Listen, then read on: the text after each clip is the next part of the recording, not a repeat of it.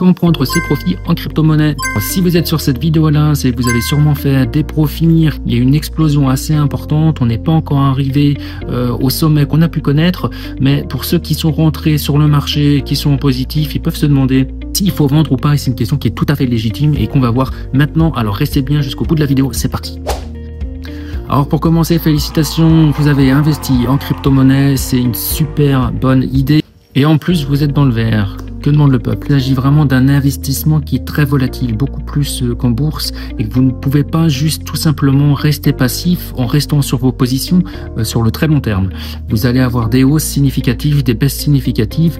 Il est tout à fait intéressant de jouer sur les vagues, donc d'acheter quand c'est plus bas et de revendre une fois que vous avez fait des profits intéressants.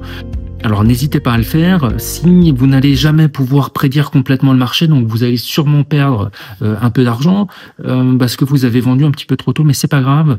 Pour prendre un exemple assez concret, si vous suivez la bourse régulièrement, il y a des montées et des descentes de 10%, donc ce qui est quand même pas mal. Régulièrement, il doit y en avoir au moins une vingtaine par an. Et c'est vrai que théoriquement, si vous achetez à chaque fois à un moment et que vous vendez au bout de 10% et que vous faites ça 10 fois, vous avez déjà multiplié par 2 votre somme de départ. Ce qui est vraiment super intéressant parce que une augmentation de 100%, c'est pas aussi courant que ça. Alors encore une fois, c'est assez difficile de prédire le marché exactement, mais ça reste toujours intéressant de prendre ses profits après une montée significative, parce qu'on sait très bien que une fois qu'on a atteint une résistance, il y a des chances pour que les positions redescendent. Ma stratégie personnelle, c'est ce qu'on appelle plus ou moins du DCA inversé, c'est que quand vous avez fait des profits, eh bien vous vendez, alors j'ai pris l'exemple de 10%, mais ça peut être 20%, et vous vendez progressivement une partie, mais pas la totalité, de vos gains. Fait qu'à la prochaine baisse significative, vous allez pouvoir réinvestir les profits que vous avez concrétisés et pour pouvoir profiter de la baisse finalement, hein. Si vous avez une montée vraiment significative et que vous êtes à plus 40, plus 50%, à ce moment-là, vous pouvez vendre un petit peu plus.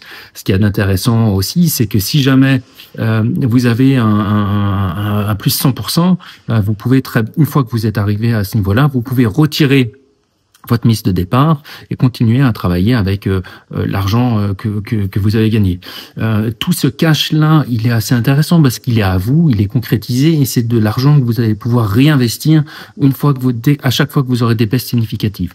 Donc, pour résumer, la crypto, c'est très volatile et c'est pour ça qu'il faut pas hésiter à prendre ses profits régulièrement. À partir de ça, il y a même plein de stratégies différentes possibles. Vous pouvez très bien retirer vos bénéfices et les investir de manière plus classique en bourse. Vous pouvez très bien le dépenser, payer vos factures. Enfin, bref, il y a plein de stratégies différentes. Si le sujet vous intéresse, n'hésitez pas à vous abonner à la chaîne, à liker et à commenter les vidéos. Ça va beaucoup m'aider. Et puis, je vous dis à très bientôt.